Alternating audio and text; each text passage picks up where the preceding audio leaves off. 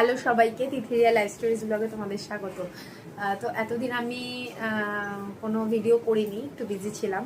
Actually গল্পকথা স্টুডিওর মানে সব ম্যানেজ করতে, কারণ মানে পুরোটাই আমি করছি, তো সেখানে মানে অনেক কাজ থাকে জানোই। একটা গল্প রেকর্ড করা থেকে শুরু করে এডিটিং করা থেকে শুরু করে সব কিছুই আমি করছি, তো সেই কারণে প্রচুর বিজি ছিলাম, যার জন্য আমি ফেসবুকে সেরকম ভিডিও কিছু দিতে পারিনি। যা এসছে গল্প কথা রিলেটেড ভিডিওই এসছে।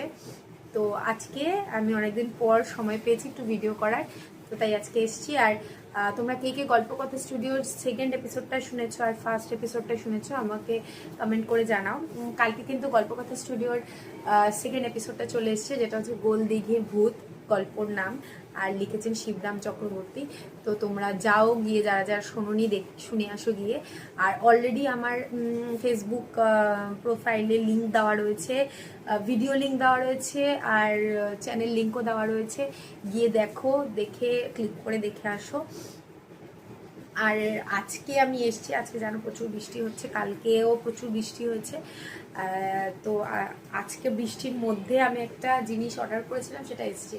তো অলরেডি দেখো পার্সেলটা এখান দিয়ে ভেজা, বৃষ্টির মধ্যে মানে ইয়ে দিয়েছে, ডেলিভারি দিয়েছে। তো চলো দেখে নিই যে কি আছে এর মধ্যে।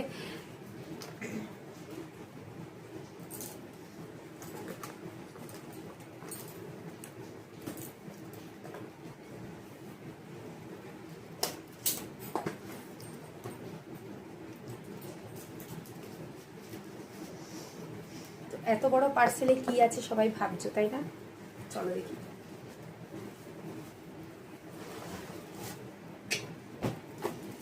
ও, দেখে বুঝতেই পারছো তিনটে পোর্ট্রেট রয়েছে। এই তিনটে আমি ঘরে লাগাবো। আমার একটা ক্লিন সারফেস আছে যেখানে আমি এই ফটোগুলো লাগাবো, তো যখন লাগাবো তোমাদের আমি দেখাবো। তো চলো দেখে নিই তিনটে কি কি পোর্ট্রেট রয়েছে। উপর দিয়ে যদিও দেখা যাচ্ছে, তাও আমি খুলে দেখিয়ে দিই তোমাদের। তো তোমরা যদি কেউ লিঙ্ক চাও এই পোর্ট্রেটটার, তো আমি লিঙ্কও দিয়ে দেবো।